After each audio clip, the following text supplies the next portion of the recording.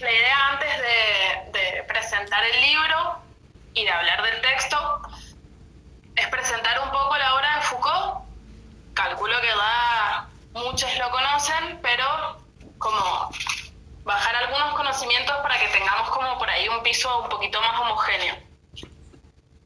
Él es un señor que nació el 15 de octubre de 1926 en Francia. Como data, nació el mismo día que Nietzsche, y es como muy hermoso porque él como que continúa la obra nietzscheana como bastante al pie de la letra, entonces como que es una coincidencia muy bonita. Bueno, la pregunta de Foucault, así como fundamental, su gran preocupación va a ser la cuestión del poder. O sea, cómo él parte de una hipótesis como inicial que tiene que ver con que el poder no es tanto algo que se tiene y que se realiza o se efectiviza de arriba para abajo, como en una idea antigua del poder, que el poder lo ejercía el rey, el pater familias, Dios, sino que más bien el poder es como una especie de red o una especie de trama que se va como difundiendo en múltiples direcciones. Y no es algo que se tiene, sino que es algo que se ejerce. Eso como hipótesis básica de la obra de él. En función de esto, él va a analizar cómo se constituyen los sujetos o cómo se van construyendo las distintas subjetividades, y este análisis lo va a hacer en relación a algunos ejes en su obra que tienen que ver con los saberes y con los discursos, con las lógicas del poder misma, o sea, como con las lógicas judiciales, por ejemplo, o penales, y en relación al deseo. Biográficamente podemos decir, bueno, que fue un filósofo que también era activista, cercano al Partido Comunista, pero no estuvo afiliado, creo que en los 50 o en los 60, pero al poco tiempo se desafilió, participó del Mayo francés, que fue como el gran acontecimiento en Europa, que un poco parteaguas entre una visión de la izquierda como más tradicional, más ligada a la estructura del partido y como a esas grandes instituciones, a una subjetividad como más fuerte, como con una responsabilidad del sujeto como un poco más grande respecto al rol que el sujeto tiene que cumplir en la sociedad y demás. Y un poco después del Mayo francés eso se quiebra. El gran relato de la izquierda deja de satisfacer, como que ese gran relato de que había que estar en un partido y militar por la revolución y no sé, bancar a Stalin porque Stalin era como el faro de la lucha. Todos esos relatos con el Mayo francés un poco se quiebran y se pasa a tener otra visión de lo que sería la izquierda, de lo que sería la política y de cuáles son las opciones como más singulares, ¿no? Como que se empieza a pensar un poco más en clave de micropolítica, un poco más ligado a lo que Foucault mismo va a hacer en su obra, ¿no? Foucault tiene como una característica que para mí es súper interesante, que es que él es un gran crítico de las sociedades occidentales, de la moral occidental. En esto como que continúa como muy fuerte la labor que había empezado Nietzsche, pero Foucault nunca dice qué hacer. Y ese nunca decir qué hacer no es tanto una cuestión de tibieza política, sino de que él un poco va a apostar a esa construcción como más singular de lo que hay que hacer, ¿no? O sea, él como que dice, bueno, todo esto es lo que está mal de la sociedad, entre muchas comillas, o estas son las maneras en las que los dispositivos de poder nos están subjetivando, nos están sujetando, pero a la hora de decir qué hacer, él como que dice, hay que como construir algo nuevo. Lo único que él hace es mostrar que en otro momento fue diferente, ¿no? Entonces, respecto a la sexualidad, en la historia de la sexualidad, él no dice qué es lo que hay que hacer con la sexualidad, sino que lo que hace es mostrar cómo se fue construyendo la subjetividad actual en relación al sexo y a la sexualidad, y mostrar que en otros momentos fue simplemente diferente, ¿no? Entonces como que no baja una línea, sino que como que abre posibilidades. Es como una especie de eso,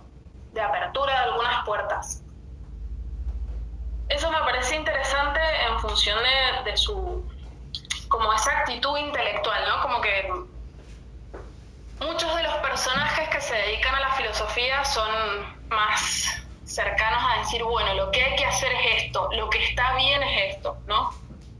Como que imponen otra manera de hacer las cosas, de manera más sutil o de manera por ahí más grotesca. Foucault se corre, Foucault simplemente plantea como este es el análisis de las cosas y en otro momento fue diferente.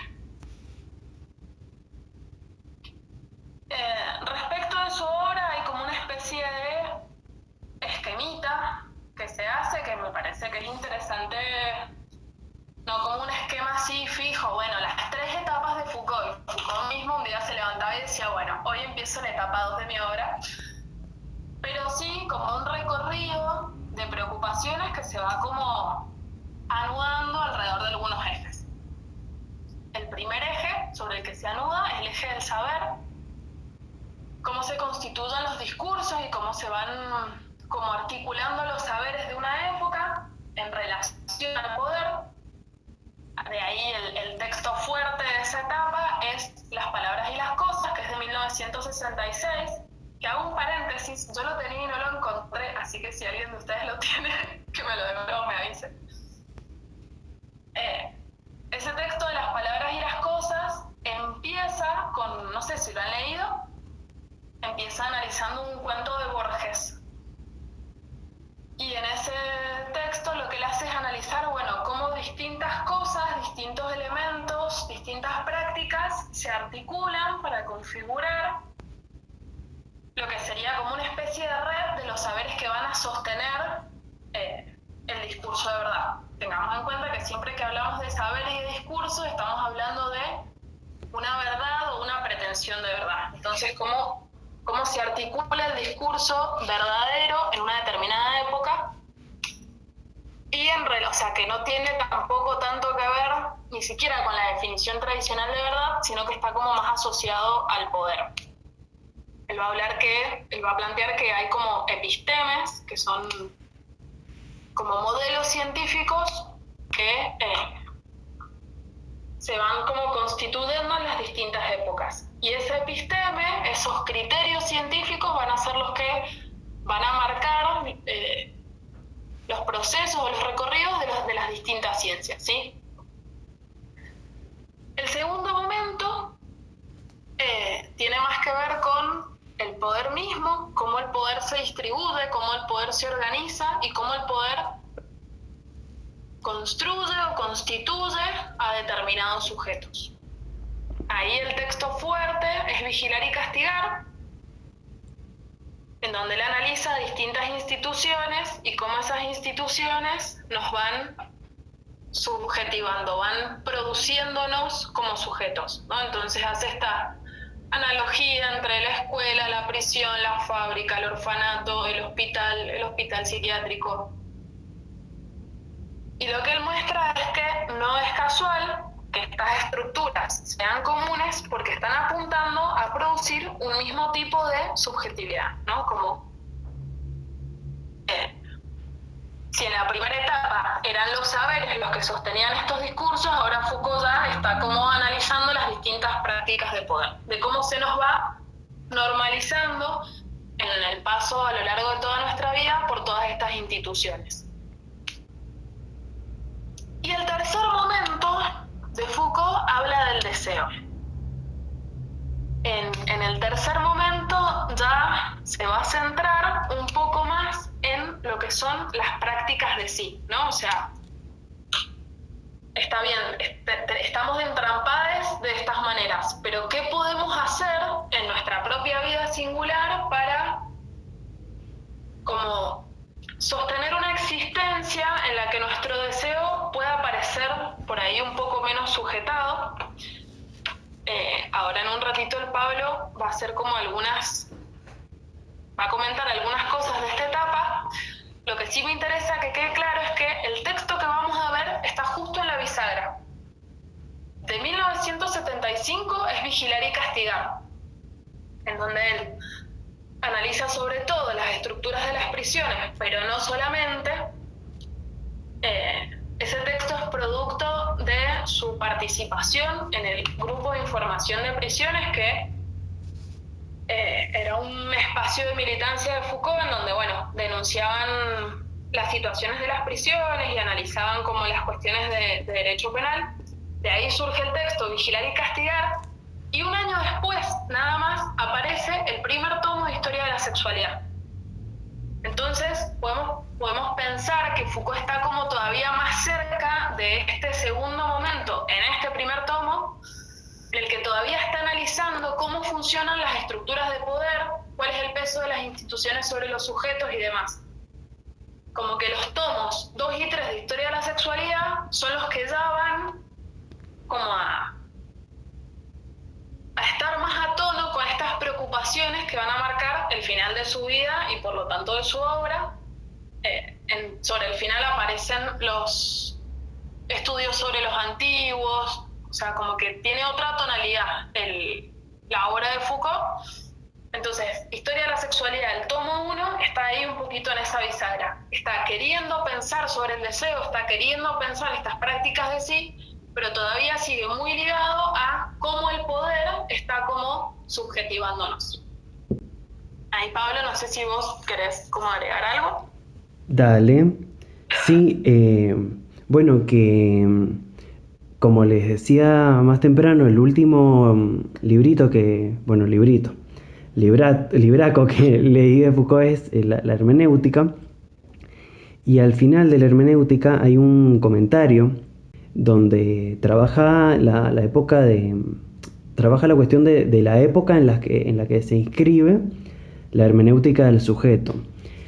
Y lo que va a decir acá este comentario, la hermenéutica del sujeto, es un poco, bueno, esto que trae a colación la Juli, que hay 3 momentos en la obra de Foucault, que está el momento de la arqueología de la verdad, donde la temática es la de la verdad, justamente, qué verdades se constituyen, qué determinadas verdades triunfan.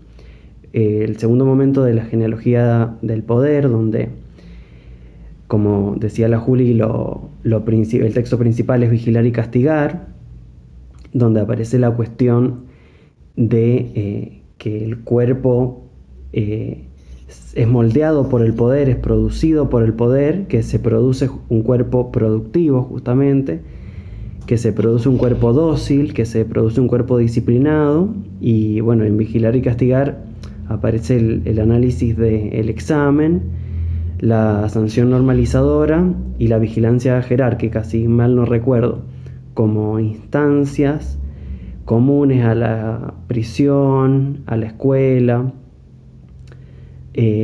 al hospital, que contribuyen a producir ese cuerpo dócil.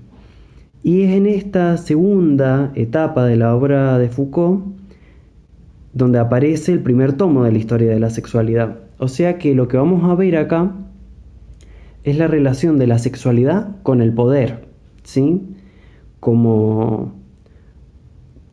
como opresivo o represivo, sino como productivo. Bueno, el poder va a producir determinadas subjetividades, va a producir determinadas sexualidades, y esta producción está ubicada históricamente en la modernidad, en el occidente moderno, ¿sí? Mientras que el tomo 2 y 3, por eso esta cuestión de la bisagra, porque mientras que el tomo 1 responde a ese segundo momento de la obra de Foucault, el tomo 2 y 3 responden al tercer momento, que es el momento de la ética, el momento del sujeto de la ética. Lo que aporta también este comentarista es que, bueno, como Foucault inicialmente no es que se pone a escribir de una, sino que planifica la obra de la Historia de la Sexualidad, hace un proyecto inicial. Ese proyecto consta de 6 volúmenes, ¿sí? Les voy a contar cuáles eran los nombres hipotéticos de esos escritos. El primero era La voluntad de saber, que quedó se escribió tal cual con ese título, ¿no? Y después, ya a partir del segundo cambia, porque el proyecto inicial de 6 libros, el segundo era La carne y el cuerpo, el tercero era La cruzada de los niños, el cuarto volumen era La mujer, la madre y la histérica, para los que critican a Foucault diciendo que nunca contempló nada de la mujer ni del feminismo. Para vos, Silvia Federici, es esto. Todo un tomo le iba a dedicar a la cuestión de la sexualidad femenina. El quinto volumen, Los perversos, y el sexto volumen, Poblaciones y razas. Bueno, ¿qué pasa? Que él hace este proyecto inicial, escribe el primer libro, pero después ocurre que el primer libro es de 1976, pero transcurren 8 años hasta que aparece el volumen 2 y 3, a poco tiempo antes de que Foucault muera, en 1984. Entonces hay 8 años hay 8 años de pausa entre el primer volumen y el volumen 2 y 3.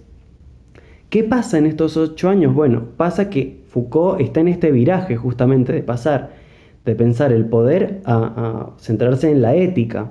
Y ahí él, en esta última etapa, es cuando él en varias entrevistas, en varios lugares, dice: yo no soy un filósofo del poder, yo soy un filósofo del sujeto. O no sé si un filósofo del sujeto, pero sí, mi tema de análisis no es el poder, sino el sujeto.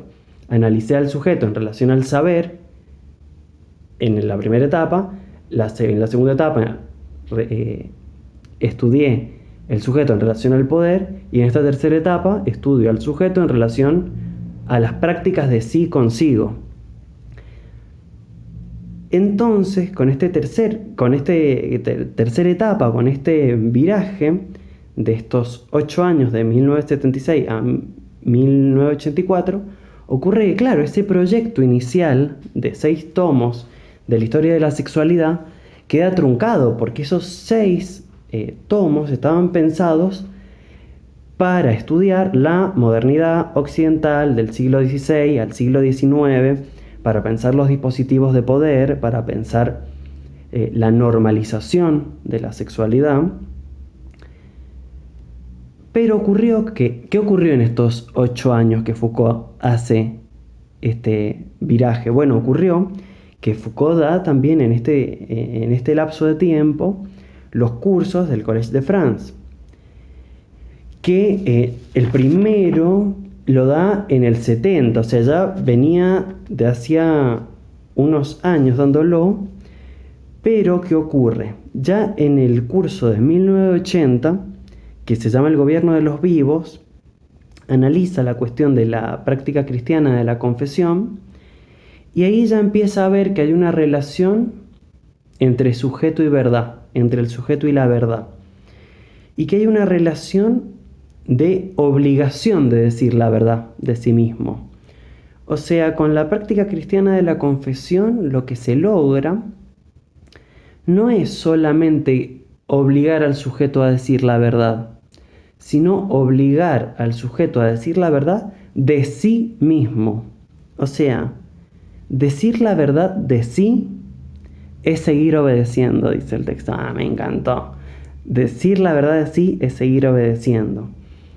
Y Foucault contrapone estas prácticas de sujeción de la relación del sujeto con la verdad, o sea, de sujeción de estar sujecionado, sujetado por un poder que te obliga a decir tu verdad, lo contrapone a las prácticas que ya vimos con la hermenéutica del sujeto. Si no estuvieron en el encuentro, ya está subido a YouTube. Es un video sobre V de Vendetta, pero que básicamente la mayor parte del video analizamos la hermenéutica del sujeto para poder pensar esa película y esa novela gráfica.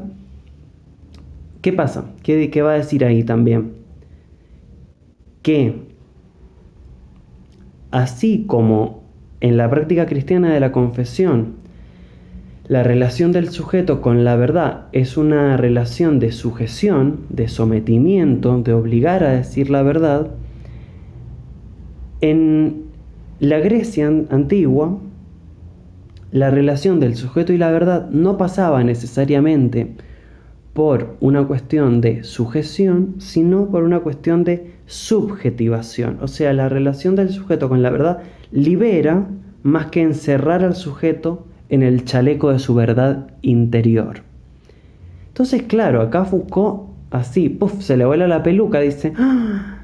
Mire, o sea, encontré para ser dulce, y claro, ya no tiene más ganas de seguir hablando del poder en la modernidad y de la normalización, sino que encuentra todas estas prácticas de sí, de la Grecia antigua, y se pone con eso, ¿no? ¿Y qué pasa? Que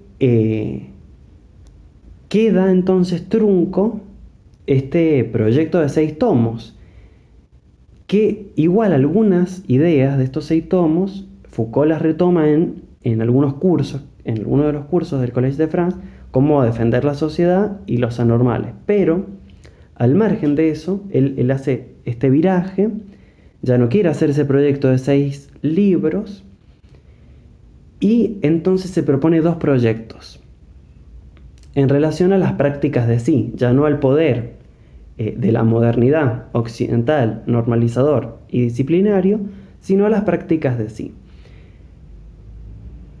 ¿Qué va a proponer Foucault? A ver, como él va a empezar a concebir que el sexo no es solamente un revelador del poder normalizador, del poder clasificador, el sexo no es solo eso, sino que como el sexo también es una instancia de relación de sí consigo, va a modificar estos tomos de la historia de la sexualidad, este proyecto, y va a escribir el tomo 2 y el 3, que el tomo 2 ahora se va a llamar el uso de los placeres, y el 3 la inquietud de sí, donde va a abordar cuestiones más de la antigüedad y vinculadas a la ética y a la relación de sí consigo. Y el cuarto volumen, que no lo he leído, salió hace muy poco, en el 2018 creo que salió, que es Las Confesiones de la Carne, y que tiene que ver algo con el cristianismo, por lo que chusmeé, pero no, ese no lo he leído, salió hace muy poquito. Entonces, él encausa este proyecto de la historia de la sexualidad, que inicialmente estaba en este segundo momento de Foucault, del análisis del poder, a la cuestión de la ética y de las prácticas de sí. Entonces el volumen 2, 3 y 4 ya pasa de este estudio del sexo en la modernidad a el uso de los placeres en la antigüedad. Y dice que entonces se va a proponer otro proyecto. ¿Por qué? Porque las prácticas de sí no se reducen al sexo. Hay muchas prácticas de sí y hay muchas prácticas de resistencia que no tienen nada que ver con el sexo. De hecho, Foucault dice, decirle que sí al sexo no es decirle que no al poder. Entonces él va a plantear otra serie de libros que nunca escribe en relación a esas otras prácticas de sí consigo que no son el sexo. O sea, va a escribir la historia de la sexualidad, el volumen 2 y 3, y 4, para las prácticas de sí consigo vinculadas a la sexualidad o al uso de los placeres, y otra serie de libros se plantea en relación a la dietética, la epimeleia geouzú, la relación del sujeto y la verdad, la escritura de sí, bueno, una serie de ideas que no terminan configurando un libro, pero sí configuran el curso que da de la hermenéutica del sujeto en 1982. No sé si se entendió, no sé si fueron muchas fechas, no sé si hice un bodrio con toda la explicación esta. La cuestión, simplificando, por si se perdieron en un momento, él iba para un lado en relación al poder, después de escribir el primer libro dijo me interesan las prácticas de sí, y escribió el 2 y el 3 pensando en esa antigüedad griega y no en la modernidad occidental. Y después ocurrió que se murió, no pudo concluir sus proyectos, y esos libros donde hablaba de las prácticas así, no estrictamente sexuales, no fueron escritos, pero quedaron como curso, como por ejemplo la hermenéutica del sujeto. Bien, eso era lo que tenía yo para aportarte, Julieta. Decime si quedó claro, si se entendió, y te devuelvo la palabra. Por mí sí, no sé si alguien tiene alguna duda o algo para aportar. Sí, yo quería preguntar de qué comentador son es esa escansión de la obra de Foucault en tres periodos. O sea, si parte de Foucault o quién lo propuso así como ordenarla en esos tres periodos. Nosotros la hemos tomado de Esther Díaz, que es una epistemóloga argentina que hace como que divide esas tres instancias. No sé qué tan canónica es en Europa, por ejemplo, pero un poco la llegada de Foucault a la Argentina, o al menos la lectura que hace Esther Díaz, tiene que ver con plantear estos tres nudos temáticos. Sí, que de hecho, no sé si vieron que hace poco salieron unos libritos de Foucault y están ordenados así también, porque está, qué es usted, señor Foucault? Que son compilados de entrevistas, que ahí está toda la cuestión del saber y de la arqueología. Después está El poder, una bestia magnífica, donde se recopilan todas entrevistas en relación al poder, bestia magnífica, ¿no? Y después el tercero, que no me acuerdo, ese tercer compilado, o sea, hasta esas compilaciones de entrevistas están también ordenadas en esa terna. Y si te interesa también, lo que yo les acabo de contar, quien lo dice, se llama Frederick Gross. Frederick Gross. Bueno, ¿quieren que vamos al texto? ¿Algún otro comentario Bien, de el esto? libro... ¿O no?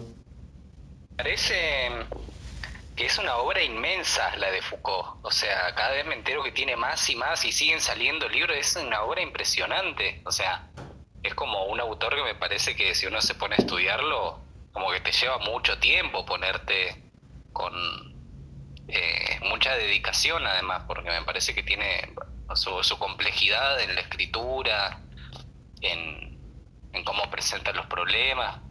Nada, eso, que me parece que es una obra bastante grande. Sí, y creció mucho cuando empezaron a publicarse sus clases.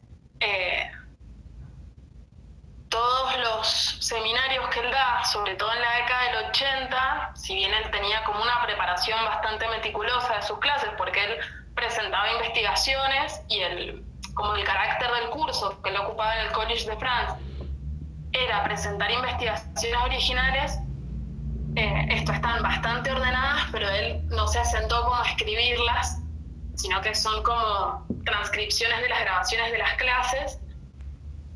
Y sí, es como enorme, pero tiro un tip ahí como para la lectura de la filosofía, que para mí es como cazar cuáles son los nudos o esto, como los ejes alrededor de los cuales, o los postulados alrededor de los cuales alguien que piensa como estructura una obra, ¿no? Entonces, como por ahí cazando algunas claves de Foucault, si bien es una obra que es muy larga, que es enorme, como que esas claves permiten como una comprensión por ahí un poco más fácil o más accesible de los textos.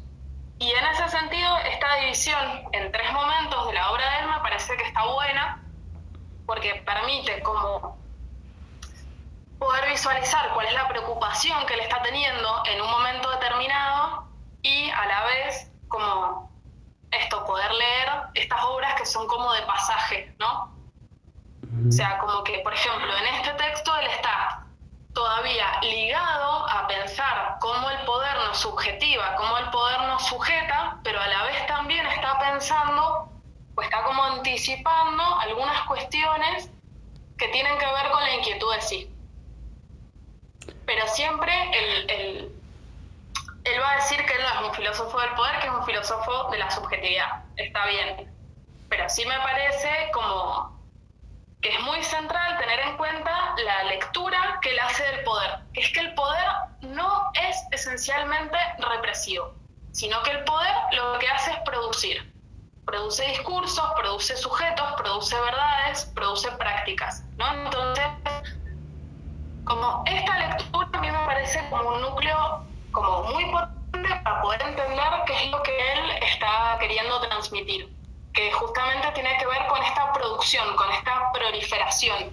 O sea, lejos de, él en un momento lo plantea, sostener una economía de escasez respecto al poder o respecto a las prácticas del poder en función de la sexualidad, lejos de entenderlo como escaso, hay que entenderlo, entre comillas, como abundante, ¿no? Como proliferación de discursos, proliferación de prácticas.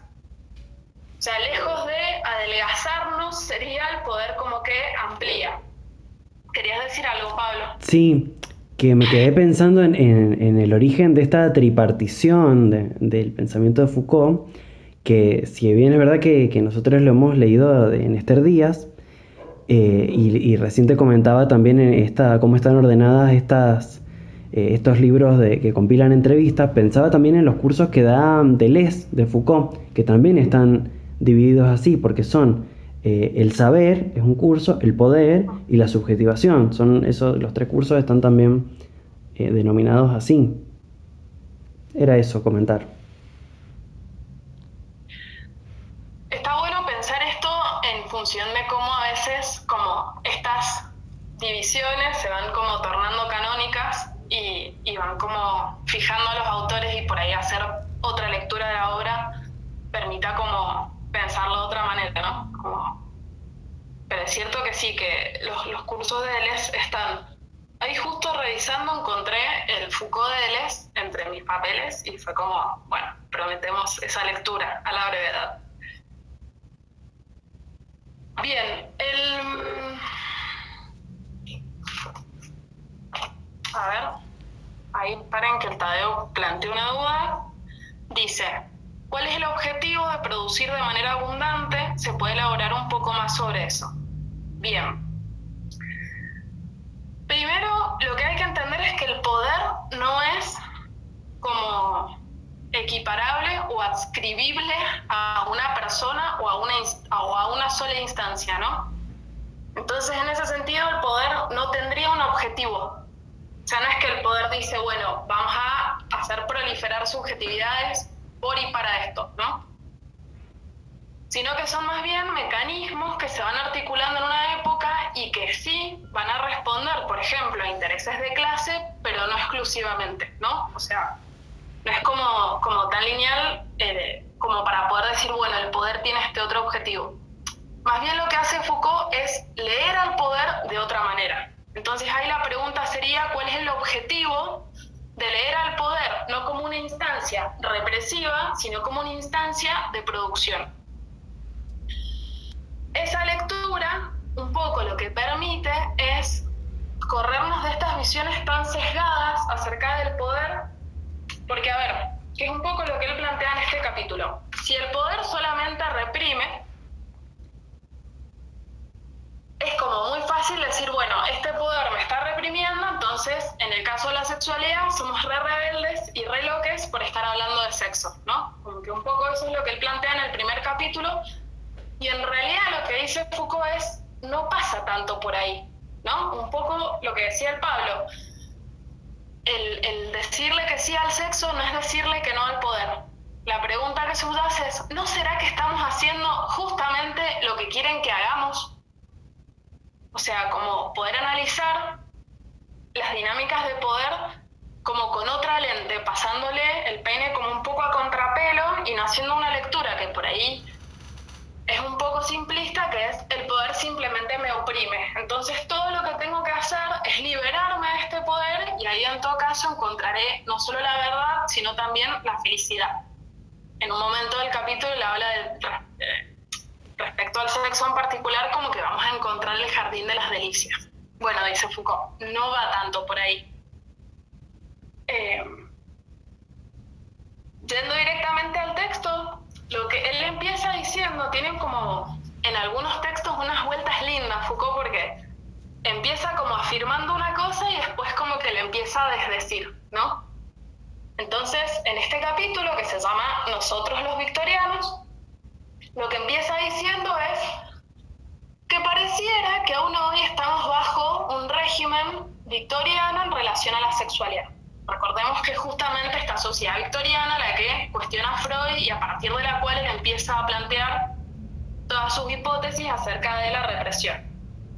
Entonces, como que pareciera que estamos en un momento en que la sexualidad es completamente reprimida, ¿no? Que hasta comienzos del siglo XVII, había una tolerante familiaridad con lo ilícito, es decir, que las prácticas sexuales no estaban tanto bajo la lupa del poder, sino que se podía como ejercer la sexualidad de diversas maneras.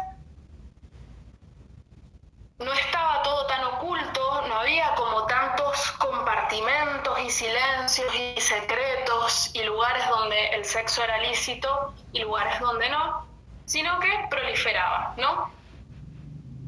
Y después van a llegar lo que se llama las noches monótonas de la burguesía victoriana, que pareciera, ¿no?, que le van a decir que no a la sexualidad, que el único lugar legítimo para el sexo es el lecho de los padres, y que el sexo ilegítimo como que se corre, se va a otra parte, ¿no? Como que se lo quita de la escena.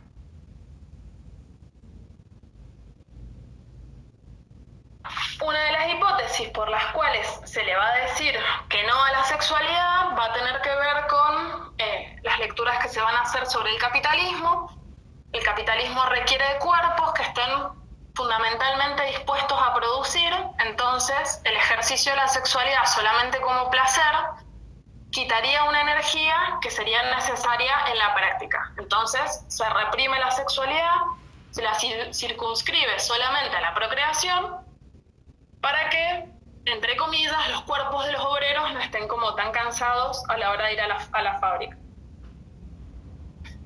Entonces lo que él dice es que en función de esta hipótesis represiva, que la asumimos y que realmente nos movemos y creemos que es así, un poco se cree que hablar de sexo es un acto de rebeldía, ¿no? O sea, como que el hecho de poder hablar de la sexualidad es lo que nos hace, no sé, antisistema, por ejemplo, ¿no? Él va a decir que asumir esta hipótesis represiva, es decir, como tomarla como posicionamiento teórico, da algunos beneficios, permite como una cierta pose a quien habla, porque justamente las personas que hablan de sexo serían rebeldes. Dice, no hablamos del sexo sin posar un poco. Entonces sería como que ahora el Pablo y yo nos creemos rebeldes por haber hecho este curso. Porque sería como una especie de desafío al orden establecido, ¿no? Hablo de lo que nadie habla, hablo de lo que todo el mundo dice que hay que callar. Y pareciera que esta situación genera como una articulación entre saber, es decir, qué es lo que yo puedo decir acerca de la sexualidad, más una voluntad de cambiar la ley, ¿no? Como este impulso de rebeldía, de estar como transformando un orden establecido, y que esta práctica traería este esperado jardín de las delicias, o sea, como que hacer este acto de rebeldía permitiría una liberación y permitiría como un goce. Y a la vez, dice Foucault, hoy el sexo sostiene una prédica sexual, ¿no? O sea, sirve como una práctica. En esta articulación entre el enunciado sobre la opresión que hay alrededor del sexo, sobre la represión, y una especie de, una forma de predicación. Entonces ahí Foucault hace como un giro que para mí es precioso cuando lo hace porque le da como un tono un poco más oral a este libro que es como un poquito más denso. Dice, ¿no será que se habla demasiado de lo que hay que callar? O sea, ¿no será que en realidad no hay tanta represión, sino que hay, como decía el Pablo, una obligación a dar la verdad de sí y a dar la verdad de sí en relación al sexo? Él ahí un poco lo que hace es plantear este ruidito que hace el hecho de decir, como si estamos todo el tiempo diciendo que el sexo es reprimido y que se reprime y que no sé qué, en realidad estamos todo el tiempo hablando de sexo, pero en una clave particular, ¿no? O sea, sería seguir creyendo que en nuestra sexualidad está la verdad de nosotros o de nosotres, ¿no? O sea, en nuestra sexualidad está nuestra verdad. Foucault dice, me parece, no lo dice así, pero lo dice, como me parece que le estamos haciendo un poquito el juego al poder, ¿no? Como me parece que no estamos siendo tan rebeldes hablando de sexo. Él se hace esta pregunta, ¿no? Como, ¿por qué decimos con tanta pasión que somos reprimidas? Porque él lo que plantea es justamente que al sexo o a la sexualidad no se la reprime así tan directamente, sino que se la produce de una determinada manera.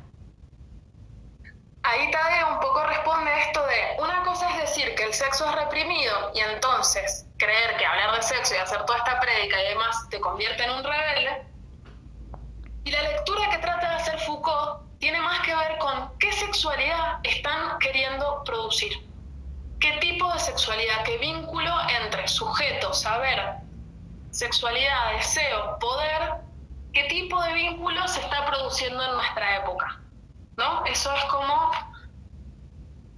otra lectura que tiene como, es como un poco más potente, porque nos corre el lugar de, bueno, nos están reprimiendo, entonces la respuesta a esa represión es fácil, sería como hablar de una liberación. Sería decirle que sí al sexo.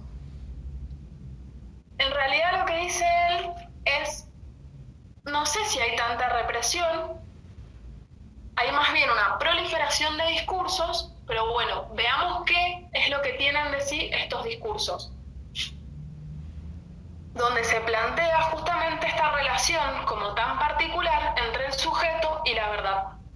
Un poco lo que él va a analizar en el discurso de la hermenéutica del sujeto es que esa verdad es algo por lo que hay que trabajar, que se produce desde el sí mismo, pero esto se produce, se construye, y que implica un proceso de transformación del sujeto. Por eso Foucault analiza prácticas sexuales, pero también analiza prácticas respecto de la dieta, prácticas corporales, prácticas éticas, prácticas que tienen que ver con la escritura. Esa relación del sujeto con la verdad va a cambiar. Y en relación al sexo, va a decir Foucault, va a sostener un poco la modalidad de la confesión. Y acá cambia, porque ya no es tanto el sujeto diciendo la verdad de sí o construyendo esta verdad, sino más bien el sujeto diciendo todo acerca de sí, pero que no tiene que ver con esta transformación para encontrar la verdad, sino como contar todo lo que sucede, pero la instancia de verdad, a ver si esto se entiende, la tiene no el sujeto que la enuncia, sino el sujeto que la recibe, que va a ser el médico, el psiquiatra, el cura, etc. Esto lo voy a analizar en otro capítulo, pero lo adelanto un poco para que lo podamos entender. Antes, en la antigüedad, en los momentos que él analiza en la hermenéutica del sujeto, la verdad todo el tiempo es algo que está en relación a solamente el sujeto. Y ese sujeto la va a ir produciendo, la va a ir construyendo, o sea, se va a ir transformando para llegar a esa verdad. En este momento victoriano, lo que hay es, o en las sociedades modernas, hay un sujeto que está diciendo todo de sí para que otro legitime esa verdad. O sea, el lugar de la verdad no está en el sujeto, sino que está en el otro, está en el que escucha. Ese que escucha, en la Edad Media, empezó siendo el cura, con la práctica de la confesión, y después de esa práctica de la confesión se seculariza, y hoy por hoy va a decir es el diván del psicoanálisis, me encanta porque tira ahí como ese otro lecho que da ganancias. También es el consultorio médico, ¿no? O sea, esto está bueno analizarlo. ¿Cuántas veces vamos hasta, no sé, desde una entrevista de trabajo hasta cualquier examen médico, nos hacen toda una serie de preguntas en las que tenemos la obligación de dar la verdad acerca de nosotros mismos? O sea, si vas a hacerte, no sé, un control de lo que sea, si tenés relaciones sexuales o no, qué tipo de relaciones tenés, qué tipo de dieta tenés, qué te duele, qué no te duele, ¿no? Como que toda esa verdad se enuncia, pero es como que el sujeto que está enunciándola no es la instancia de la verdad. Es el otro el que dice, ah, bueno, esto es verdad, ¿no? O sea, es una verdad que se termina de legitimar en este otro que podemos pensar que es una de las tantas caras del poder, ¿no? O sea, no es tanto ya el sujeto produciendo su propia verdad consigo mismo, sino el sujeto en relación a un otro. Esta diferencia me parece como importante porque, a ver, tiene que ver con este arrebato, ¿no? Tiene que ver con estas prácticas de sujeción en las que se nos arrebata incluso la autonomía de poder producir nuestra propia verdad. Hasta ahí se entendió. ¿Alguien quiere comentar algo? Sí, yo quería preguntar cómo se piensa el sujeto en Foucault. O sea, si se piensa el sujeto como persona, o sea, al individuo, o si sujeto tiene que ver con otra cosa, o sea, si es el producto del poder, o como para entender qué es sujeto en Foucault.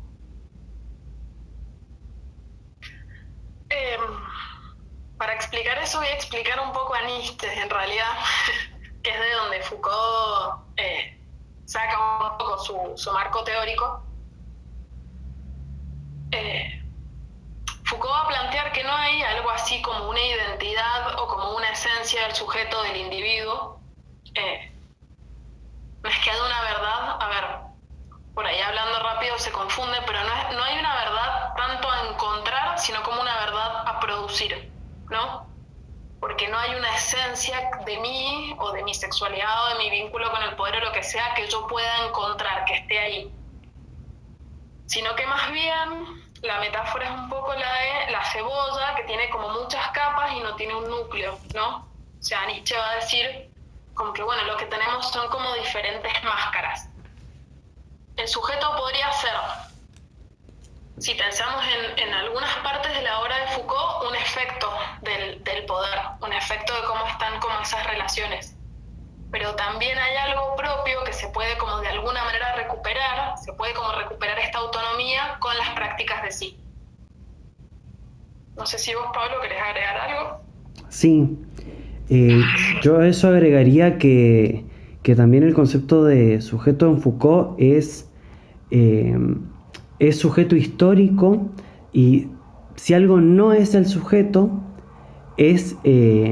o si algo no hace Foucault, es una antropología trascendental, digamos, como no va a atribuir características a priori por fuera de los marcos temporales. No es que como en Freud hay pulsión de vida y muerte y hay pulsión de vida y muerte. No es como en Hobbes que es el lobo del hombre en la naturaleza. No es nada a priori, sino que es en el devenir histórico. Entonces en Foucault siempre hay una negación de cualquier búsqueda de universalización o de una cuestión trascendental en la antropología. Y después sí, el sujeto como el punto de interconexión entre las prácticas de objetivación del saber, de los discursos y del saber. Decía entonces la intersección de los saberes, de las prácticas de poder y de las prácticas de sí, digamos, en ese punto en el que se entretejen tanto el saber, el poder y las prácticas de sí ahí hay un sujeto, o sea, no es mera pasividad, sino que donde hay poder hay resistencia. Bueno, y ese punto es el sujeto, así lo entiendo yo. Hay algo que está bueno tener en cuenta en este punto, que es que en esto de que Foucault toma Nietzsche en su genealogía de la moral, va a decir que no hay que estudiar a la moral como nos dicen los libros, ¿no? Como han creído como se han autopercibido los sujetos que la han ejercido, sino la moral efectivamente vivida, es decir, en cada época histórica, qué es lo que realmente ha estado como puesto socialmente como bueno o como malo. Ese análisis de las prácticas reales, que esto Nietzsche lo deja planteado sobre el final de la genealogía de la moral, que dice que bueno, que vendrá una nueva generación de filósofos que se animarán a hacer esto. Es un poco Foucault el que encarna esa tarea, y va a decir, en el caso de la sexualidad, pero podemos pensarlo en distintos ámbitos, no es tanto como creemos que se vive la sexualidad, porque creemos que se vive con mucha represión, sino qué prácticas efectivas son las que se incitan y qué prácticas efectivas son las que se reprimen, ¿no? Y en ese sentido se incita, por ejemplo, a hablar de sexualidad todo el tiempo. Por eso Foucault hace tanto trabajo de archivo. Foucault, lejos de estudiar, no sé, los análisis sociológicos de otra época, o lo que han dicho filósofos, filósofas, etc., lo que hace Foucault es irse al archivo. Concretamente, en Vigilar y Castigar, por ejemplo, ¿en qué momento se empezó a penalizar a la persona en vez del delito? ¿Cómo se leía la cuestión de la deuda, ¿no? O sea, cómo se pasó de un ojo por ojo, diente por diente, cómo se pasó de un poder que castigaba el delito justamente a un poder que va a producir una subjetividad y va a aislar a la subjetividad entera que empieza a considerarse peligrosa, ¿no? O sea, como que siempre está en él este marco histórico, porque justamente él entiende que la subjetividad no es esta cosa abstracta que, a ver, paréntesis, excepto algunas excepciones honrosas, entre las que podemos poner a Nietzsche, y no sé si mucho más, al ser humano se lo pensó como una entidad abstracta, como de alguna manera aislada de su contexto histórico, no producida por su tiempo, sino como una especie de esencia limpia, ¿no? Contra eso hay una serie de filósofos que lo que van a hacer es decir, bueno, el sujeto en la antigüedad clásica era constituido de esta manera por estas prácticas. El sujeto en la era moderna va a ser constituido de esta manera por estas prácticas. Pero no habría esta cuestión que decía el Pablo como universal de, bueno, el ser humano tiene pulsiones, como dice Freud. Y en ese sentido, lo que va a decir Foucault en Historia de la Sexualidad es, está bien, se dice que el sexo es reprimido, pero las prácticas concretas nos están mostrando otra cosa. Se nos incita casi compulsivamente a hablar de sexo. Entonces, ¿qué es lo que se nos está pidiendo? O de alguna manera como, ¿qué tipo de subjetividad se está construyendo con esta incitación a hablar de algo que a la vez sistemáticamente se trata de reprimir? ¿No? O sea, como que este doble juego o este doble mensaje, dice Foucault, tiene algo en el fondo. ¿Qué es lo que tiene? Tiene la producción de un determinado tipo de sujeto que va a estar asociado a un determinado tipo de sexualidad. Pero no es que no se pueda hablar, dice, no es que haya una represión efectivamente, sino que más que represión lo que hay es la producción de un determinado tipo de sexualidad. Porque también, un poco lo que él dice en los primeros párrafos, es que hasta principios del siglo XVII la sexualidad no estaba tan en la mira, ¿no? No era algo que preocupase tanto políticamente o socialmente, ¿no? Como que había más, entre comillas, ¿no? Como libertad, o circulaban más algunas prácticas, justamente estuviese en la mira. Hoy por hoy, la sexualidad, y me parece que, haciendo como un paréntesis, pero pensándolo en nuestra actualidad, hoy más que nunca, decir nuestra sexualidad pareciera ser que es decir la verdad, es decir nuestra verdad. O sea, si pensamos en la Constitución del Estado moderno, el DNI tiene tu nombre, tu número de serie y tu sexo. ¿No? Es como que es súper, súper, súper importante. ¿Por qué? ¿Por qué dice eso y no sé, cualquier otra cosa, el tipo de sangre, no sé, cualquier cosa? No, sino que es justamente la sexualidad lo que está como en escena, y también esta necesidad como también un poco compulsiva de definirnos en relación a eso, ¿no? Como que si yo no me puedo definir en relación a mi sexualidad, es como que hay algo de mí que me pierdo, es como que hay algo de mí que no sé. Entonces Foucault va a decir, esta incitación justamente es una proliferación de un poder, no es una represión. Digo, ¿no? Como trayéndolo a Foucault por ahí un poco más para acá, pero yo creo que está como esta compulsión y esta incitación a decir toda la verdad acerca de nuestro sexo, porque es decir toda la verdad acerca de nuestra persona. Que me parece que está bueno pensar que si bien es una dimensión importante, hermosa, porque tiene que ver con el deseo, no es la única verdad acerca de mí. Y a la vez también está bueno como tener en cuenta que esa verdad puede ir cambiando a lo largo del tiempo, ¿no? Porque se nos pide como asumir una identidad y quedarnos en esa identidad para siempre. Porque justamente las identidades, las esencias, los universales, en función de que son abstractos, son atemporales, se sostienen durante todo el tiempo, ¿no? Si yo defino una identidad heterosexual, listo, ya está, soy heterosexual para toda la vida, todos mis deseos tienen que pasar por la heterosexualidad, además como si la heterosexualidad no fuese algo producido en mí.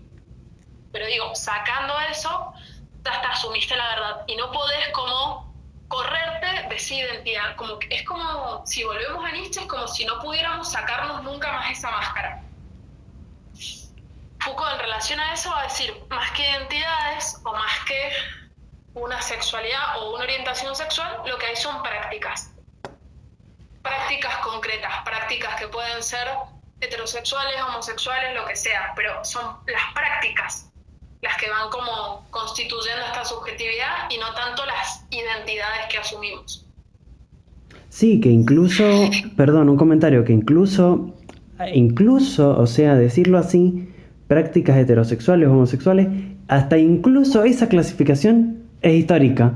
O sea, aun cuando nos apartamos y vemos en vez de identidades, prácticas, pero aún en nuestra clasificación de esas prácticas, olvidamos que esa misma clasificación es histórica. O sea, la usamos porque necesitamos comunicarnos claramente de alguna manera. Pero el protocolo sexual de nuestro tiempo, o el modo de clasificación sexual de las prácticas sexuales de nuestro tiempo, no ha sido el de otros tiempos también. Digamos, en la antigüedad, un ciudadano ateniense o un ciudadano romano después que penetraba a su esclavo o a su esclava, no venía el vecino y le decía, ay, qué puto que sos porque penetraste a tu esclavo. No, porque era un objeto, o sea, no importaba tanto ahí el sexo del esclavo. Que a mí eso me rompe la cabeza, como no solo las prácticas no dan cuenta de una identidad, sino que el modo de clasificación de las prácticas, ni siquiera eso es ahistórico, eso también es contingente. Sí, ahí pensaba un poco en uno de sus primeros textos, que es las palabras y las cosas, o sea, cómo inventamos palabras para clasificar lo inclasificable. O sea, como tenemos un montón de palabras para clasificar prácticas sexuales, cuando la sexualidad siempre se va a escapar, siempre se va a desbordar, siempre va a ser más que esas clasificaciones. Las clasificaciones como que encausan, si se quiere, o le van dando como una especie de forma, pero la práctica en sí siempre es como un poco más. O sea, las cosas nunca van a coincidir, sería con las palabras. Sí, total. Por eso también me parece que está bueno pensar esto, que nos es tan difícil. Dos cosas pienso. Una, que nos es tan difícil comprender prácticas de otro tiempo, porque era otra subjetividad, era otro vínculo con sí mismo, con las cosas, con el mundo, con las otras personas. Y eso es como que nos genera como un abismo entre lo que podemos pensar ahora y lo que pensábamos en otro tiempo. Y lo otro que iba a decir me lo olvidé. Se me fue. Esto, ¿y por qué es tan importante poder pensar en qué momento y cómo se produjo esta subjetividad que somos ahora? O sea, los dos problemas que se plantean ahí son problemas de orden histórico, que todo el tiempo está como presente el cuestionamiento histórico en Foucault. ¿Cómo, cuándo, dónde se produjo esta subjetividad que somos ahora? Y ahí es donde proliferan los estudios acerca de los inicios de la modernidad, los inicios del capitalismo, el paso del feudalismo al capitalismo, ¿no? Como que se entiende que ahí hay un núcleo donde se da el pasaje que va a constituir, o sea, donde se da el pasaje de un modo de producción de la subjetividad anterior al modo de producción de subjetividad que vivimos ahora. Un poco la pregunta. A ver, ahí dice algo el Tadeo. Dice, la verdad, en términos helénicos, la aletheia era un develamiento de un objeto o suceso que nos muestra lo que realmente es. En cambio, en las culturas semitas, por ejemplo, la verdad, emet, es una esencia fija y concreta. El objeto de la discusión va a ser llegar a ese punto fijo. En el pensamiento helénico es construir una herramienta para desvelar no tanto el punto fijo, solo por poner otro modo de pensar el problema de la verdad, tal cual. Y de hecho, esta verdad que proviene de las culturas semitas, yo creo que se acerca mucho al modo de producción de la verdad de la modernidad centroeuropea, digamos, y se abandona esta cuestión de entender a la verdad como aletheia, porque esta manera de entender a la verdad como aletheia es más parecida a la manera de entender la subjetividad que van a tener Foucault, que la va a tomar de Nietzsche. La aletheia era como un estar quitando capas constantemente, pero no se llegaba a un centro. ¿No? Como que la verdad era siempre lo que estaba oculto y se desocultaba, pero siempre había como otro velo más que la estaba ocultando. Contrario a poder pensar la verdad como esta esencia fija que está ahí y a la que yo puedo acceder. Habrá que ver, bueno, cuáles son las cosas que son necesarias para acceder a esa verdad, a esa esencia fija. Pero la esencia fija está. En cambio, para los griegos no había una esencia. Era algo como móvil y era esto, como ir descorriendo los velos. De hecho, aletheia, la palabra verdad, que nosotros la tenemos como una palabra positiva en el sentido de que afirma algo, es una verdad que en griego esa A del principio es una A negativa o privativa. Aletheia viene de desocultar. Esa A es el des. O sea que la acción que nos va como a poner en contacto con la verdad es desocultar. Y tiene como este carácter, como la palabra tiene ese carácter compuesto porque justamente es negativo. Distinto a esta subjetividad que encontramos. Y un poco esta idea de la esencia, de que habría una verdad acerca del sexo y que la podemos liberar, es bastante más funcional a la hipótesis represiva. En la hipótesis represiva, ¿yo qué hago? Yo creo que hay una verdad acerca de la sexualidad que es reprimida y entonces, hablando de sexo, me libero, ¿no? Y me encanta porque Foucault es como bastante agudo en esos análisis y es como, bueno, no se crean tan libres por hablar de sexo porque en el fondo no hacen otra cosa que lo que el poder quiere, que es hablar constante y minuciosamente, puntillosamente acerca del sexo. ¿Cómo van hasta ahí?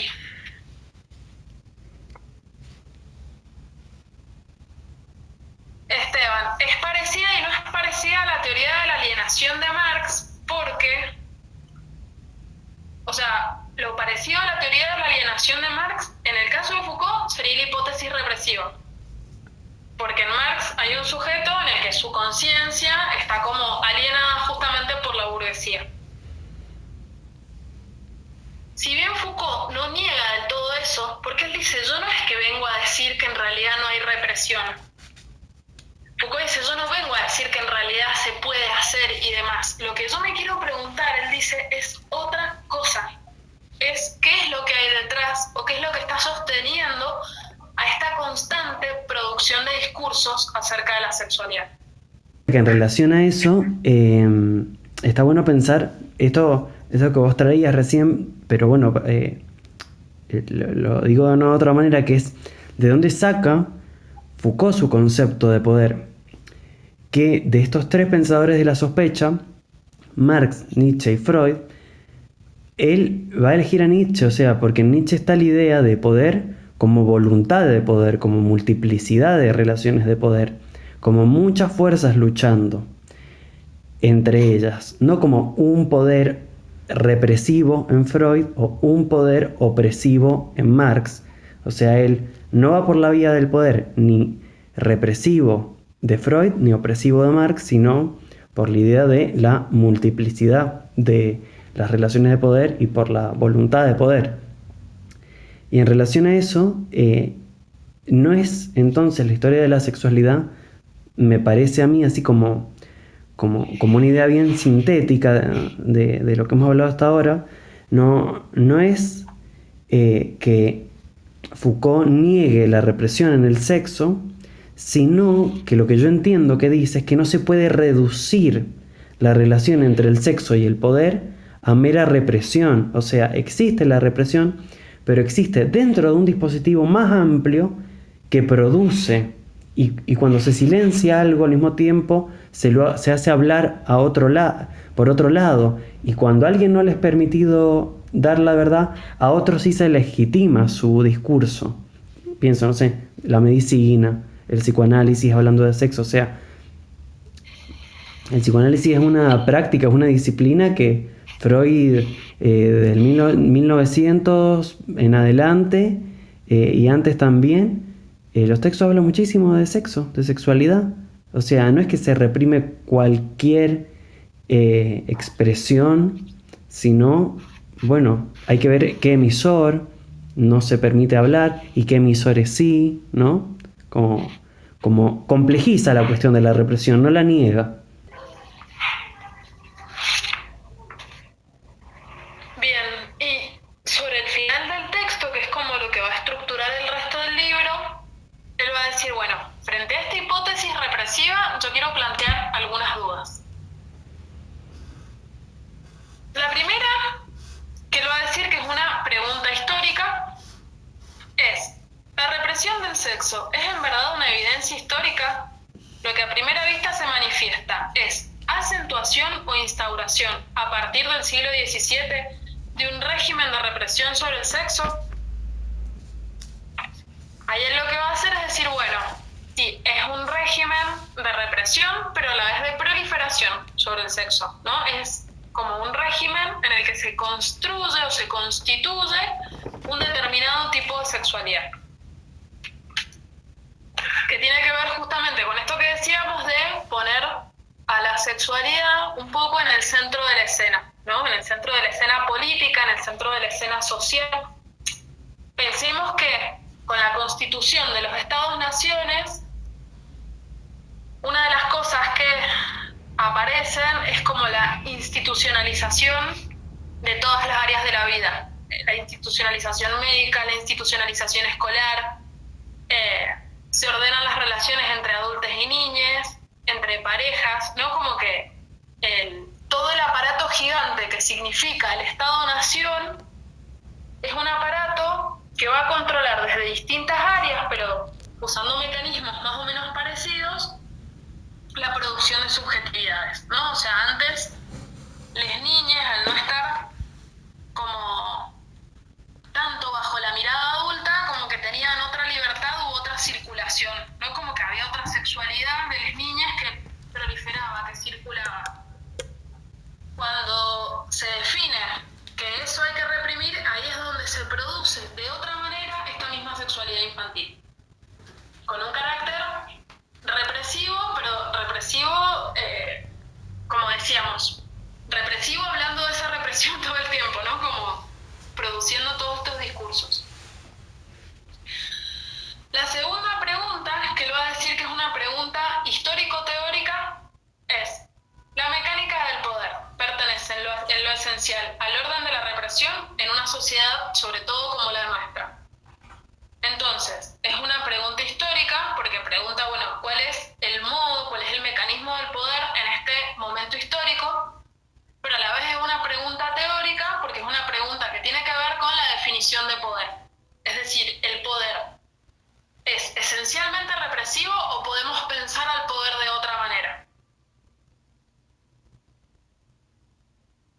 Que este desarrollo de pensar al poder de otra manera, no nos olvidemos de esto, está muy cerquita porque Foucault acababa de publicar Vigilar y Castigar, en donde él desarrolla ampliamente todas estas lecturas acerca del poder.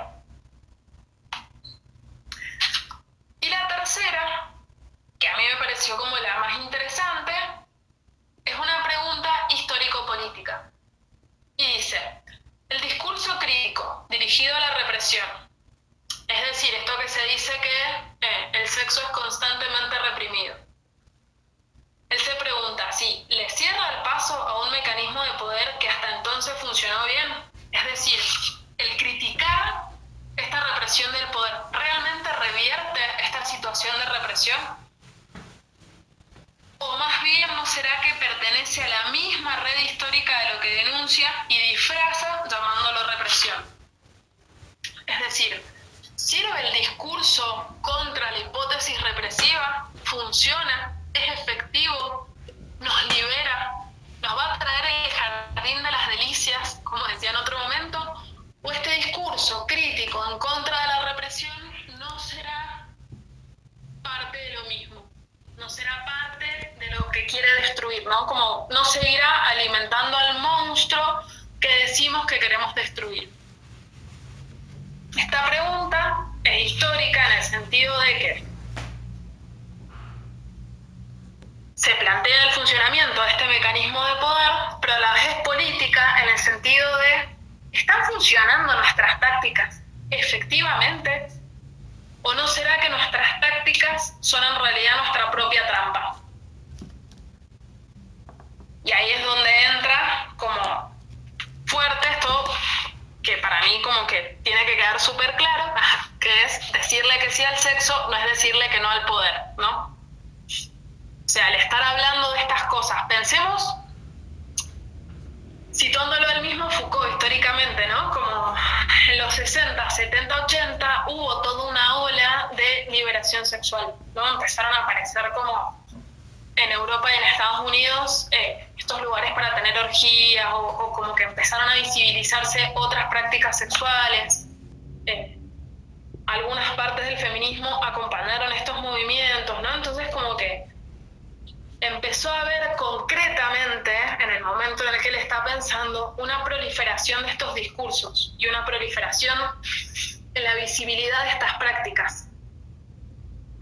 No sé, y acá hago un paréntesis, no sé si proliferación de prácticas, sino más bien de su visibilidad, ¿no? Como de empezar a poner el foco, porque a ver, chicos, sexualidad ha existido siempre y va a existir siempre, o sea, no es que no había sexo, no es que se reprimía, sino que, bueno, ¿de qué manera lo estamos mirando?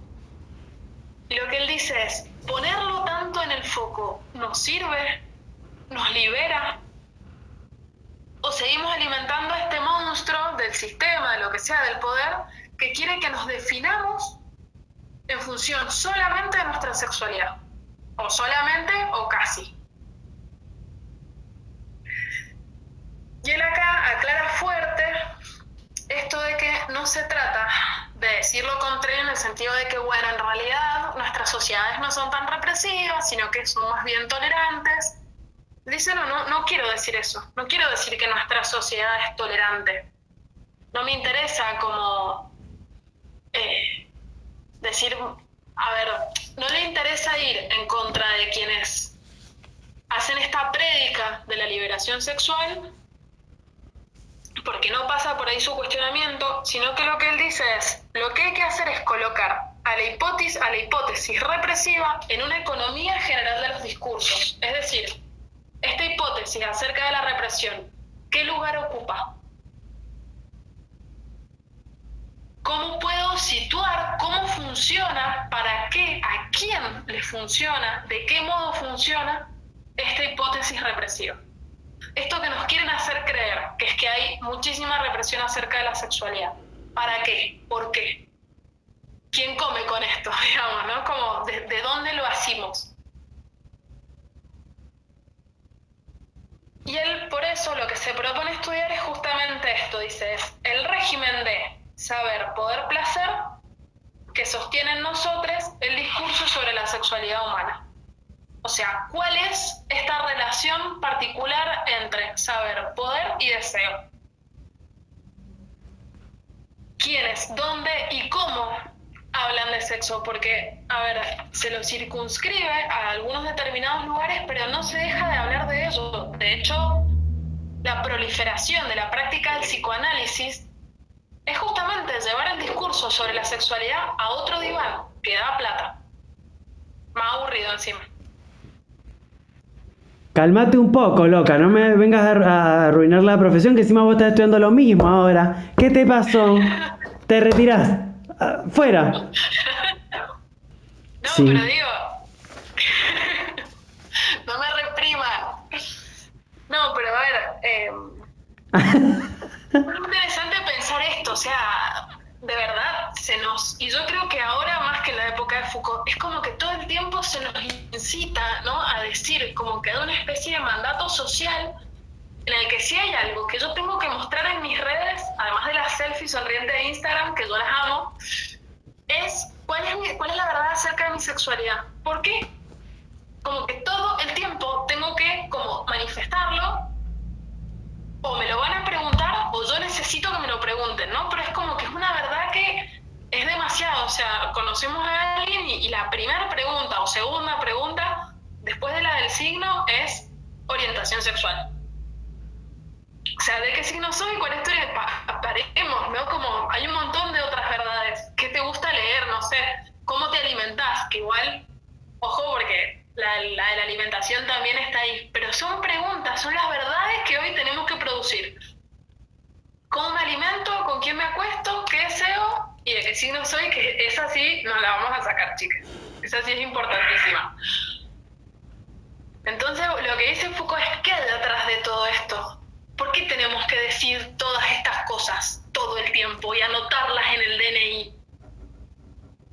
Más allá de como las luchas por las identidades, que me parece que no es lo que Foucault está como atacando, sino la pregunta que él hace es ¿por qué es tan importante el sexo en relación a nuestra identidad?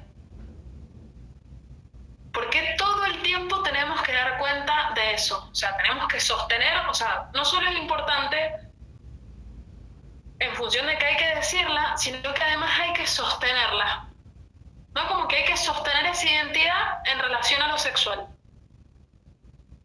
Y lo que hace Foucault es justamente pensar que en otro momento fue de otra manera. Lo que él empieza planteando en el libro es, hasta hace 2 siglos, a la gente no le importaba tanto la vida sexual de las personas. Ni de las niñas, ni de los vínculos entre adultos y niños. No sé si alguien quiere decir algo después de este... Sí, yo quería decir un par de cositas. Por un lado, esto de la alimentación que decías, yo justo estoy leyendo un libro que se llama La crisis de la heterosexualidad. No me acuerdo el nombre del autor, pero nada, se los recomiendo, está interesante. Y en una parte habla de cómo a partir de que la medicina legitima ciertas alimentaciones, de lo que es sano, lo que no es sano, también surgen la identidad vegana, ¿no? Como alguien a partir de sus gustos o su forma de alimentarse también se conforma una identidad. Como que en ese libro hace ese paralelismo que surge más o menos en el momento donde surge la distinción entre homosexualidad y heterosexualidad. También como a partir de una práctica sexual se constituye una identidad, ¿no? O sea, tiene fundamento ontológico. Eso por un lado. Y después por otro lado, me parece que es sumamente actual, o sea, este planteo, estas preguntas que se hace Foucault son sumamente actuales, cada vez más me parece.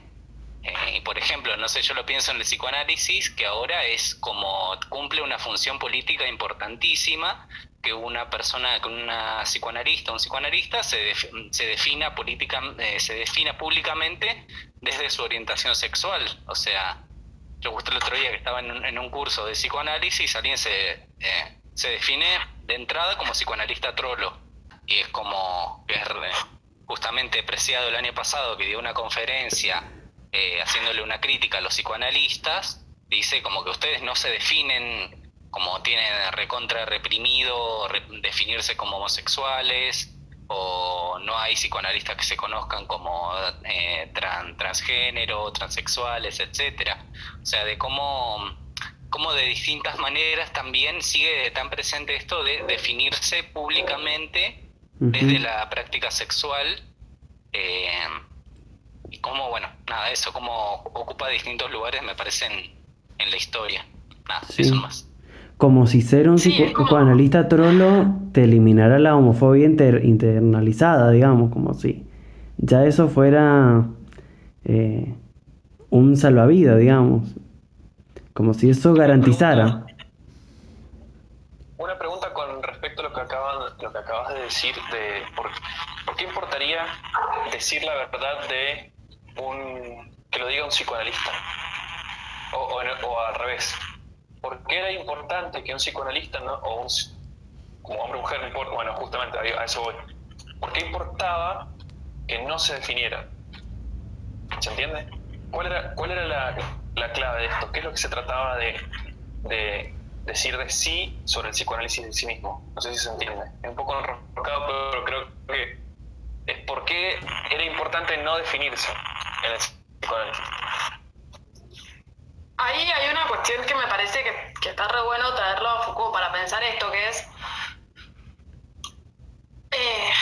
lo plantea la Butler también en El género en disputa, que es una buena lectora de Foucault, que hay una cuestión entre visibilizar ciertas identidades que sí efectivamente han sido reprimidas, pero el quedarnos solamente con la hipótesis de la represión no nos permite pensar, como diría Foucault, esta economía general de los discursos, en donde se van como acomodando estas redes entre saber, poder y verdad. Sí, Pablo. Sí, yo lo que agregaría, o sea, a tu pregunta, Tadeo, si le entendí bien, en relación a lo que decían recién de que el psicoanalista dé su verdad de sí, es que muchas veces el psicoanálisis freudiano tiene entre sus postulados la idea de la neutralidad del analista. Eso implica no andar contando tus cosas, entre otras cosas. Entre otras cosas, la neutralidad del analista implica eso. Agregame algo, Narela, si querés, a esto. Cuestión que entiendo yo que con el paso del tiempo se ha visto en el psicoanálisis cierto carácter patriarcal, heteronormado, protector del padre y cisexual, digamos. Entonces, entiendo que esto que dice tiene que ver con una demanda de, bueno, a ver, hagamos visible identidades que no están visibilizadas en esta disciplina tan heteropatriarcal. El tema es que yo no vi que él lo dijera así, pero si lo dijo así, o si las personas después se presentan así, eso trae otro problema, que es el de... Decía que entonces traer esa identidad primero que no es ninguna garantía de nada, porque algo que hay que aprender en un psicoanálisis es que garantías absolutas no existen, así que la psicóloga sea feminista, psicóloga trans, psicólogo trolo, lo que sea, no es garantía de nada. Y después que si bien Lacan plantea una cuestión diferente a la neutralidad del analista, que es la del deseo del analista, no sé si pasa por la identidad, porque justamente no hay identidad para el psicoanálisis, hay identificaciones, entonces, no sé, todo muy complicado, toda esa cuestión. No sé, Narela, ¿qué me agregarías a esto?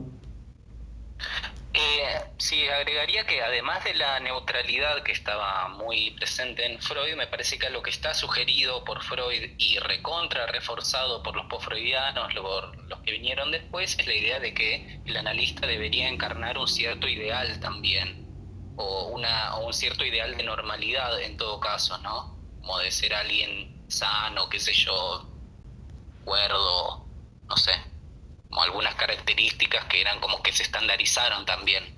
O sea, después todos los consultorios eran iguales, se recontraestandarizó el modo de trabajar. Entonces me parece que también esto de que ahora haya muchos analistas que se definan como según su práctica sexual no heteronormada, podríamos decir, me parece que también es como un poco una respuesta a esta, demostrar no somos normalizantes porque no somos normales en ese sentido, se me ocurre. Sí, entiendo. Cayendo en la trampa de la identidad de nuevo, pero entiendo. Sí, por supuesto, o sea, que alguien sea troll o sea trans, como psicoanalista o como terapeuta, no tiene ninguna garantía de que no parte de una epistemología Biologicista. binaria, por ejemplo. Claro. O biologicista, Total. sí. Total. O que no imponga sus propios ideales.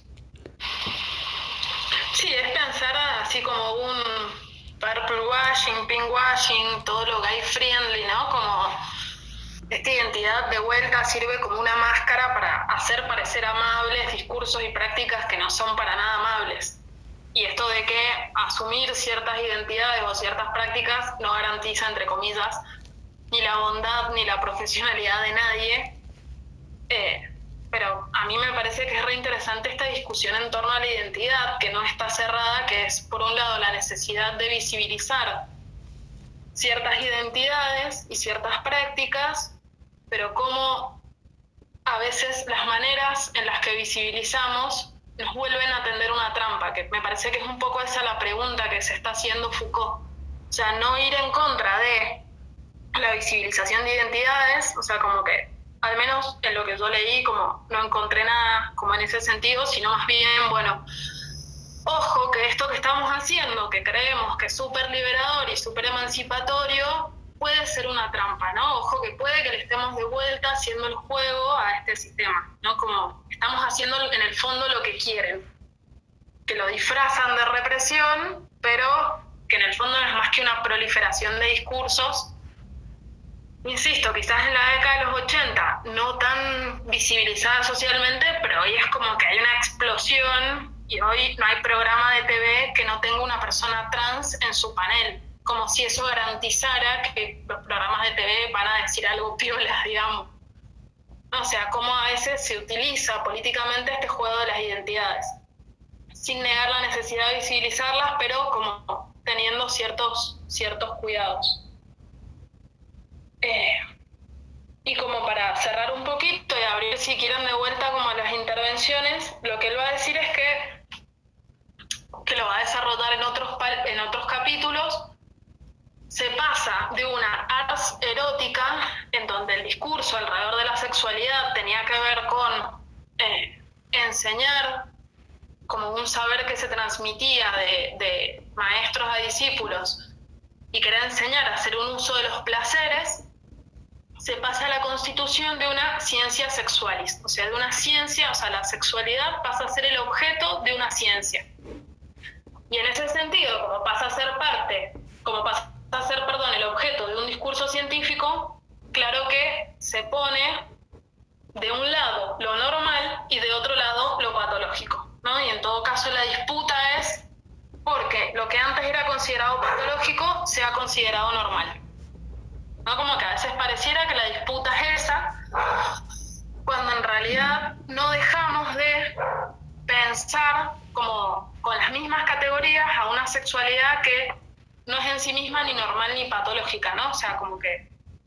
Pero bueno, pareciera que lo que queremos es decir esto de el DSM-4, que es el manual de psicología, de que diagnóstico. clasifica, entre comillas, los trastornos mentales. Bueno, sacar la homosexualidad o el trastorno, no sé, cuáles eran las que estaban en el orden de lo patológico. Bueno, las sacamos del orden de lo patológico y las pasamos al orden de lo normal, ¿no? Y pareciera que esa es la lucha. Le sacamos la represión y lo ponemos en el orden de lo normal, que sería como la libertad. Y lo que dice Foucault es, ojo, porque seguir clasificando entre normal y patológico sigue siendo una trampa.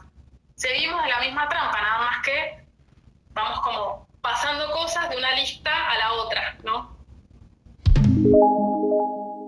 Quería comentarles una cosa antes de que me olvide, que así como tenemos este texto que vamos a ver ahora, durante estos 5 encuentros, que Foucault va a trabajar la cuestión del sexo en relación al poder y a la normalización y a la modernidad, Foucault fue dando una serie de entrevistas también en estos años que están compiladas en un libro que se llama Sexualidad y política.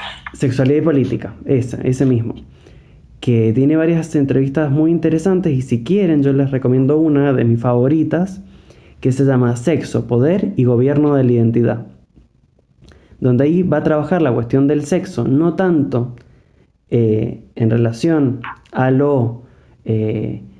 poder, sino a la práctica de sí. O sea, cómo podemos nosotros mismos tener una práctica de sí, una práctica creativa de sí consigo con el sexo. Entonces ahí va a hablar, por ejemplo, del BDSM, de las prácticas sadomasoquistas, entre otras cosas, entre el placer de la comida, entre otros serie de placeres. Pero bueno, ahí para ver un poco la cuestión del sexo y del placer en relación a la creatividad, y del BDSM como un uso reflexivo de los placeres y como una desexualización del placer, o sea, un placer que no pase necesariamente por el sexo y por la genitalidad. ¿Cómo está titulada la entrevista? Sexo, Poder y Gobierno de la Identidad.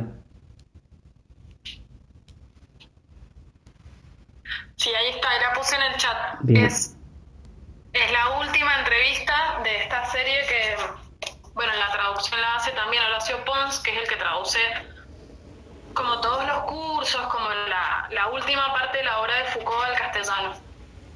Las entrevistas son entre 1978 y 1984, que es el año de su muerte.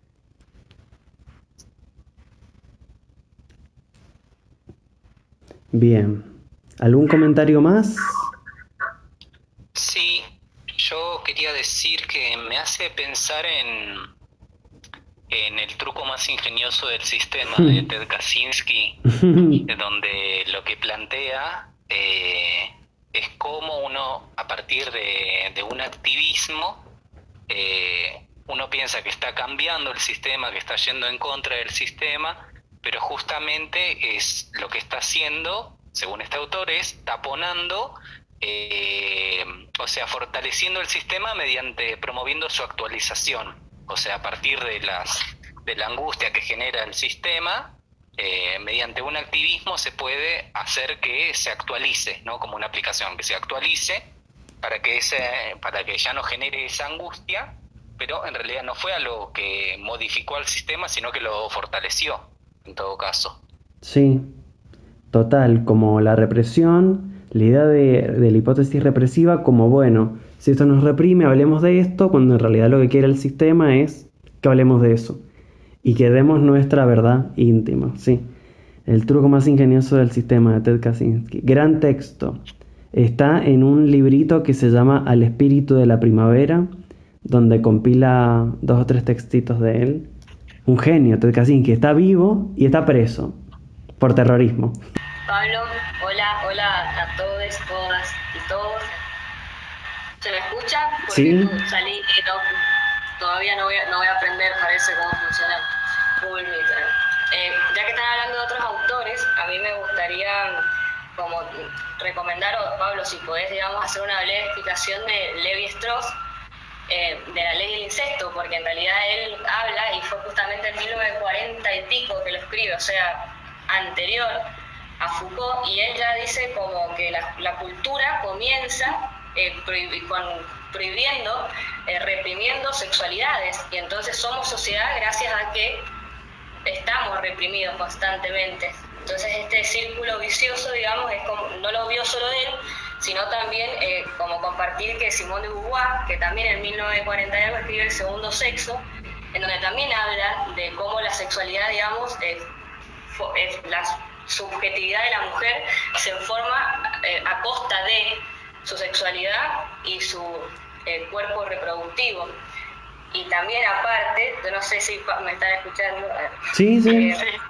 También aparte, como al principio que Foucault nombra, vieron que hablaban de los hospitales psiquiátricos, las iglesias, en los hospitales psiquiátricos, las escuelas y las cárceles.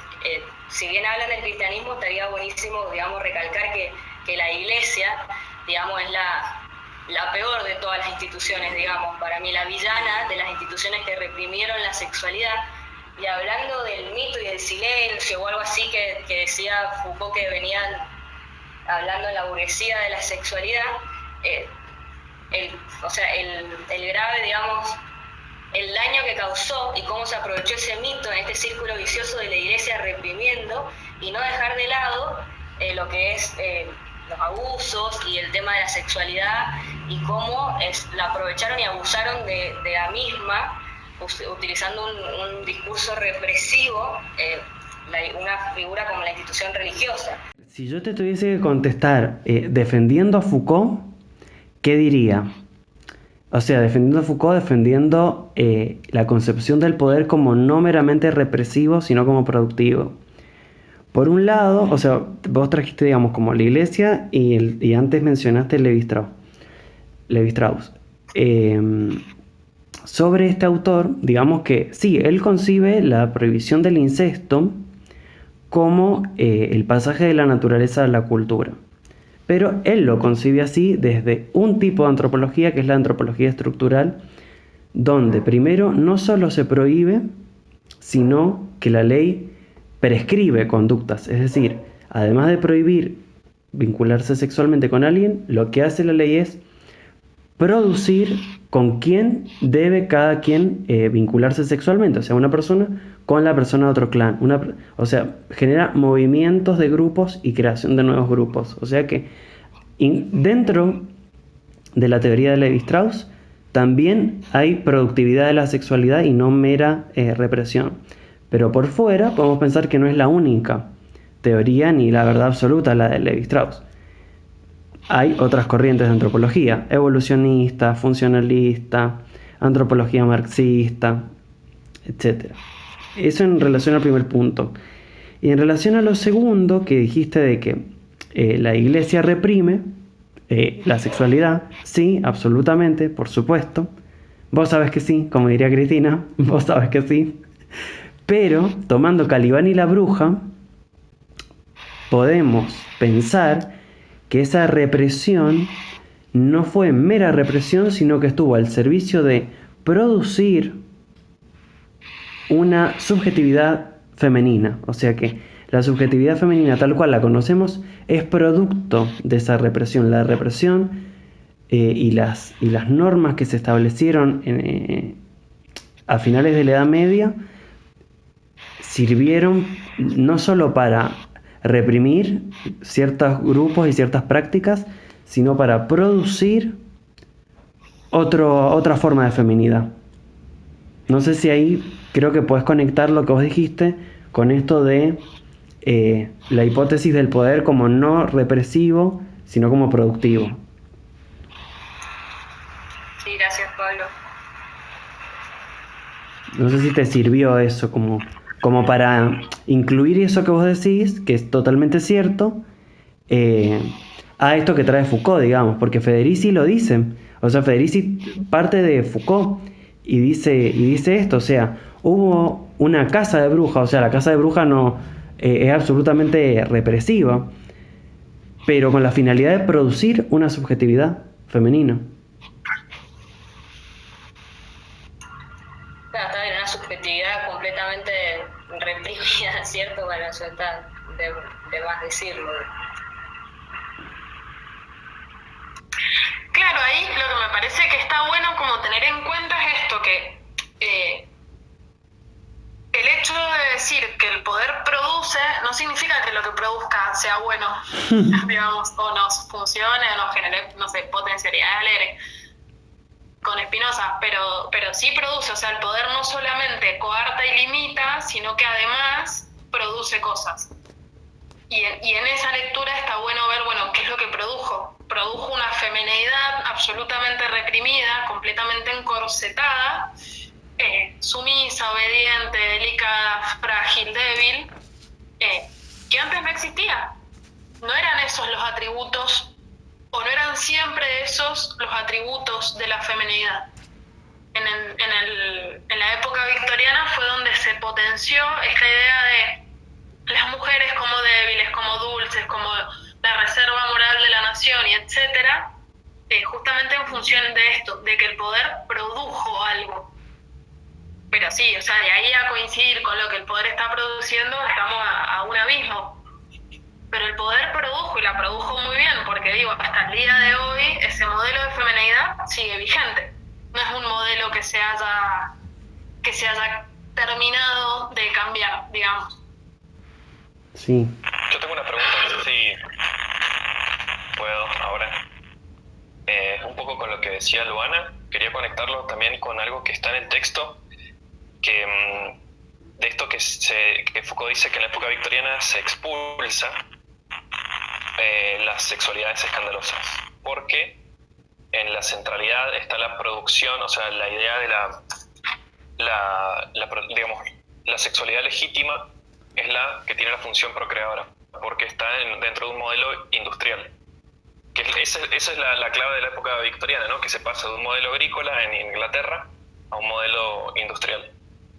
Entonces, la pregunta que a mí me surgió es eso, o sea, las sexualidades escandalosas son las que se expulsan en el siglo XVII y el XIX, pero ahora, en el siglo XXI, ¿qué es lo que se estaría expulsando? Porque Foucault habla de la transgresión, del hablar con solemnidad, de ponerse en una cierta postura, como decía Julia al principio, como siendo transgresor de algo, pero ahora, esto lo anoté porque lo leí o sea, esto ocurrió mientras estaba leyendo, y la pregunta es, ¿por qué Robin Williams se pudo desnudar en un videoclip, pero no podría desnudarse, por ejemplo, una persona discapacitada? ¿Por qué no ocurriría eso? Entonces, ¿qué es lo que se está